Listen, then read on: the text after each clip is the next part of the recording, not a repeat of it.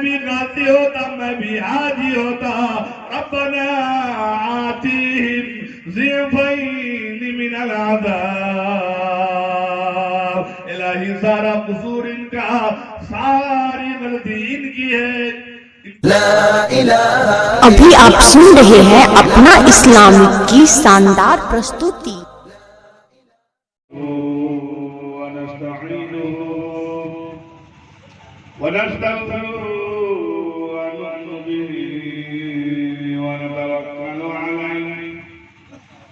ونعوذ بالله من شرور أنفسنا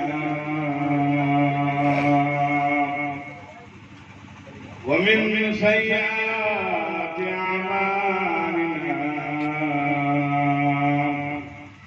من يهده الله فلا مضل له ومن يضلل فلا هادي له، ونشهد أن لا إله إلا الله،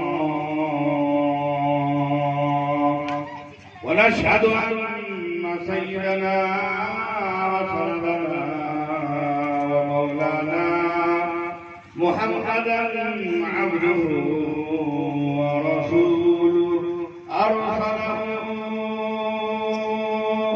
بالحق بشيرا ونذيرا وداعيا إلى الله بإذنه وسراجا منيرا. فأعوذ بالله السميع العليم من الشيطان الرجيم. بسم الله الرحمن الرحيم. إن الله يأمركم أن تؤدوا الأمانات إلى أهلها. وقال النبي صلى الله عليه وسلم: اطلبوا العلم ولو كان بالسين. وقال النبي صلى الله عليه وسلم: كلكم راعي وكلكم مسؤول عن رعيته،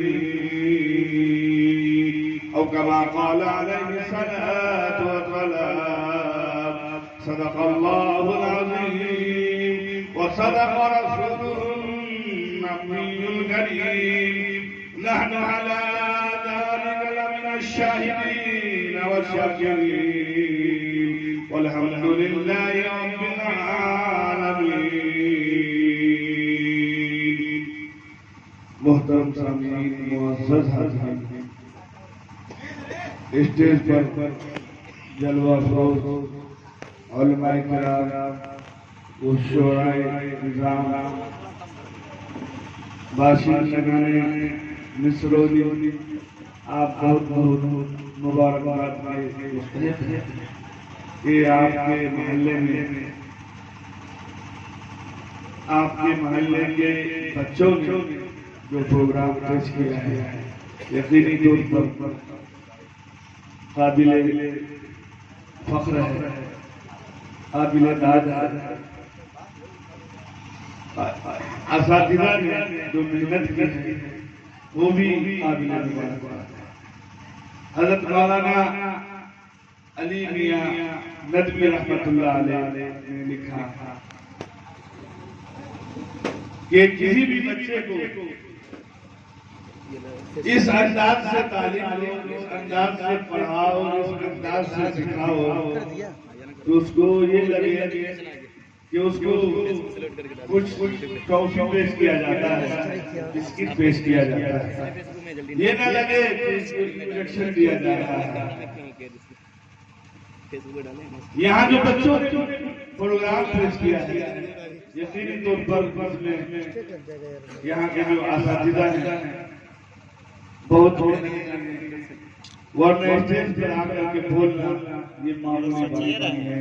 यहाँ बड़े बड़ों के पैरों के नीचे से जमीन खिसक जाती है और कदम के अंदर जुम्बिश आ जाती है, लड़खड़ाहट आ जाती है।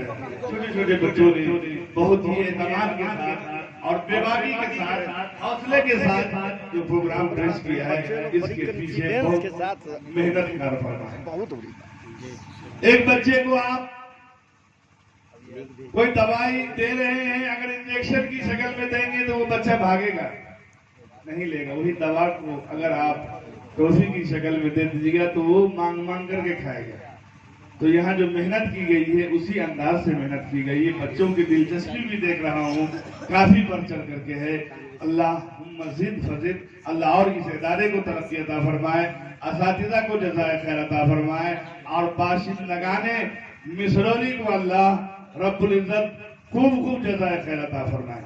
मेरे दोस्तों बुजुर्गों, आप ये समझिए, यहाँ पर बैलून से सजाया गया है स्टेज, इसके अंदर हवा है, और एक बैलून वो होता है जिसके अंदर गैस भरा जाता है। उस बैलून को अगर आप छोड़ दीजिएगा तो वो बैलून जमीन पर नहीं ठहरता है। क्या हाफिज सईद साहब, वो बैलून नहीं ठहरेगा, वो ऊपर उड़ जाएगा। इल्म और तालीम वही गैस है। जिस बच्चे के अंदर वो तालीम और इल्म आ गया, उसकी तरक्की से कोई नहीं रोक सकता, वो आगे बढ़ जाएगा। इसलिए मेरे दोस्तों बुजुर्गों, बच्चों की तालीम में जर्रा बराबर भी कंप्रोमाइज नहीं कीजिए। जब कांग्रेस की हुकूमत थी तो सचर कमेटी की रिपोर्ट ने ये बतलाया कि मुसलमान बच्चे दीनी तालीम कितने हासिल करते हैं, तो रिपोर्ट में बतलाया गया कि 3%, सिर्फ 3% बच्चे मुसलमानों के दीनी तालीम हासिल करते हैं, बाकी 97% जो है वो दीन की तालीम से दूर है। आप अंदाजा लगाइए कि हम दीनी तालीम से कितना दूर हैं, किस कदर कमी है हमारे अंदर। सरकार मदीना ने उस जमाने में फरमाया था कि इल्म हासिल करो अगरचे चीन जाना पड़े। उस जमाने में चीन जाना कितना दुश्वार होगा। आज तो हमारे पास बहुत सारे जराए हैं, बहुत सारी सवारियां हैं, लेकिन उस जमाने में जब पैदल इंसान सफर करता था, उस जमाने में सरकार मदीना ने फरमाया कि इल्म अगर से चीन जाकर के हासिल करना पड़े, लेकिन जाओ। उसकी अहमियत का अंदाजा है। मेरे दोस्तों बुजुर्गों, चुनांचे मैंने कुरान करीम की आयत तिलावत किया कि इन्नल्लाह यामुरुकुम अन तुअद्दुल अमानात। अमानत से क्या मुराद है? हमने अमानत को मफहूम खास समझ लिया, खास मफहूम मुराद ले लिया, जबकि मुफस्सिरीन किराम ने उसके मफहूम में वुसाअत को बयान फरमाया। परवरदिगार का फरमान, इन्नल्लाह यामुरुकुम अन तुअद्दुल अमानात। परवरदिगार ने हुक्म दिया है, लोगों अपने अमानत को अमानत वाले तक पहुंचा दिया करो, अमानत में खयानत न किया करो। फरमाया परवरदिगार ने किसी को गांव का जिम्मेदार बनाया, गांव उसके पास अमानत है। परवरदिगार ने किसी को अगर घर का जिम्मेदार बनाया, घर उसके पास अमानत है। परवरदिगार ने किसी को मस्जिद का जिम्मेदार बनाया, मस्जिद उसके पास अमानत है। परवरदिगार ने किसी को मदरसे का जिम्मेदार बनाया, मदरसा उसके पास अमानत है। और परवरदिगार ने किसी को साहिब औलाद बनाया, औलाद उसके पास अमानत है। औलाद अमानत है। अगर हमने उसको दीनी तालीम नहीं दिया, सही तरबियत नहीं दिया, तो परवरदिगार की यहाँ मुआवजा होगा, हमारी पकड़ होगी। आखिर क्या वजह है? हजरत याकूब अलैहिस्सलातु वस्सलाम आखिरी वक्त में मरदुल मौत में मुब्तला है, लेकिन फिक्रमंद है। कुरान बयान करता है, अम कुंतुम शुहदा इद हदर याकूब अल मौत। आखिरी वक्त में हजरत याकूब अलैहिस्सलातु वस्सलाम ने अपने तमाम बेटों को बुलाया, यकजा किया, जमा किया, सवाल कर दिया, ओ मेरे बेटो, जिगर पारो लपते जिगरो, जरा ये बतला दो, मेरे जाने के बाद तुम किसकी इबादत करोगे, किसके सामने जबीन नियाज को झुकाओगे, किसके सामने बंदगी करोगे, किसकी इबादत करोगे। तमाम बेटों ने बैक जुबान होकर के जवाब दिया, कालू नाबुदु इलाहका व इलाहा आबाई, अब्बा हम उन्हीं की इबादत करेंगे जिनकी आपने इबादत किया, जिनकी बंदगी आपने की है, जिनके सामने आपने पेशानी झुकाया, हम लोग भी उन्हीं के सामने झुकाएंगे। अल्लाह अकबर। परवरदिगार का फरमान है, ओ मेरे बंदो तुम खुद भी जहन्नम की आग से बचो और अपने अहलो अयाल को भी जहन्नम की आग से बचाओ। कू अनफुसकुम व अहलीकुम नारा। आप जरा ये बतलाइए, अगर मोहल्ले में कहीं आग जल रही है, हमारे बच्चे ना समझी में अगर उधर भाग रहे हैं, उधर दौड़ रहे हैं, हम देख रहे हैं, मना कर रहे हैं, फिर भी बच्चे नहीं मान रहे हैं, आग के जानिब बढ़ रहे हैं, लपक रहे हैं, क्या हम लोग खामोश हो जाएंगे, छोड़ देंगे और हम बड़ी हो जाएंगे ये कह करके कि हमने मना कर दिया था लेकिन फिर भी नहीं माना, मैं क्या कर सकता हूँ। बच सकते हैं? नहीं बच सकते। वहां हम क्या करेंगे, हर मुमकिन कोशिश करेंगे कि ये बच्चा आग के करीब ना जाए, आग में न झुलसे, उसके लिए हम उसे डांटेंगे, दबटेंगे, नहीं मानेगा तो तमाचा रसीद करेंगे, फिर भी नहीं मानेगा तो उसको हाथ पकड़ के खिसेट के ले जाएंगे कि नहीं जानते हो इधर आग जल रही है, झुलस जाओगे, जिंदगी तबाह हो जाएगी, बर्बाद हो जाओगे। यहां तक कर सकते हैं। ये दुनिया भी आपके लिए हम इतना कर सकते हैं अपने बाल बच्चों के लिए। तो अल्लाह रब्बुल इज्जत का हुक्म है कि तुम अपने आप को जहन्नम की आग से अपने आल औलाद को बचाओ। उसके लिए हम क्या कर रहे हैं भाई? हम कितनी फिक्र रखते हैं अपने बाल बच्चों के बेहद। अल्लाह अकबर। हजरत अली करमल्लाहु वजहू से पूछा कि हम अपने बाल बच्चों को दुनियादारी में लगा दे, ये तालीम में लगाए, काम में लगा दे, माल के हुसूल में लगा दे, या तालीम के हुसूल में लगाए? तो फरमाया नहीं नहीं, ऐसा नहीं करो, माल के हुसूल में मत लगाओ, तालीम के हुसूल में लगाओ।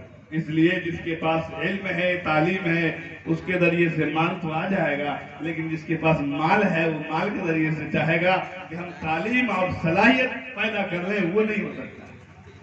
जिसके पास तालीम है तो तालीम और इल्म उसकी हिफाजत, उससे उसकी हिफाजत होगी, और जिसके पास माल है तो माल को उसको खुद हिफाजत करना पड़ेगा।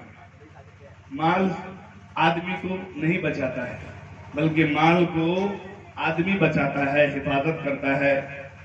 माल आने से, दौलत आने से बहुत से हासिदीन पैदा होते हैं, जबकि इल्म आएगा तो बहुत से चाहने वाले आएंगे, मोहब्बत करने वाले आएंगे। मेरे दोस्तों बुजुर्गों, इसलिए बच्चों की तालीम में कोई कम्प्रोमाइज नहीं कीजिए। कम खाइए, लेकिन बच्चों को चाहे जो भी तालीम हो, दीनी तालीम हो, दुनियावी तालीम, पहले दीनी तालीम दीजिए। ये तो अल्लाह और उसके रसूल सल्लल्लाहु अलैहि वसल्लम का हुक्म है। अगर उसमें कोताही किया हमने तो ये हमसे सवाल होगा, पूछा जाएगा। ये छोटे छोटे बच्चे कयामत के दिन हमारे दामन पकड़ेंगे, दामन थामेंगे, परवरदिगार की यहाँ गवाह, परवरदिगार की यहाँ सवाल रख देंगे, रब्बना इन्ना अताना सादतना व कुबराना फादल्लूना सबीला। इलाही ये मेरे बड़े हैं, बाप हैं, चचा हैं, दादा है, नाना है, इन्होंने जो जो काम कहा हमने करके दिखलाया, जहां जहां जाने के लिए कहा हमने जाकर दिखलाया, जो जो हुक्म दिया हमने बजा कर दिखलाया। इलाही अगर ये दीनदारी का हुक्म करते हैं, मैं भी दीनदार होता। अगर वो कुरान की तालीम की फिक्र करते हैं, मैं भी हाफिज़ कुरान होता, मैं भी गाती होता, मैं भी हाजी होता। रब्बना आतिहिम ज़िफ़ैन मिनल अज़ाब। इलाही सारा कसूर इनका, सारी गलती इनकी है, इनको दोहरी सजा दीजिए। हमारी कोई गलती नहीं है, सारा इल्जाम हमारे ऊपर ये बच्चे डाल देंगे। इलाही हमने इनके बातों के मुताबिक जिंदगी गुजारी है, ये सही रहनुमाई नहीं किया, सही तालीम नहीं दिया। सरकार मदीना मोहम्मद रसूलुल्लाह सल्लल्लाहु अलैहि वसल्लम ने फरमाया, कुल्लुकुम राई व कुल्लुकुम मसऊलुन अन रइयतिही। ऐ लोगों, तुम में का हर शख्स निगरान है, चरवाहा है, जिम्मेदार है। उसकी निगरानी के बारे में, मातहत के बारे में, जुर्रियत के बारे में सवाल किया जाएगा, पूछा जाएगा। अगर कोई किसी की खेत, किसी की बकरी अगर चर जाती है तो साहिब खेत आकर के बकरी से नहीं सवाल करता है बकरी काहे खेत चर गई, बल्कि बकरी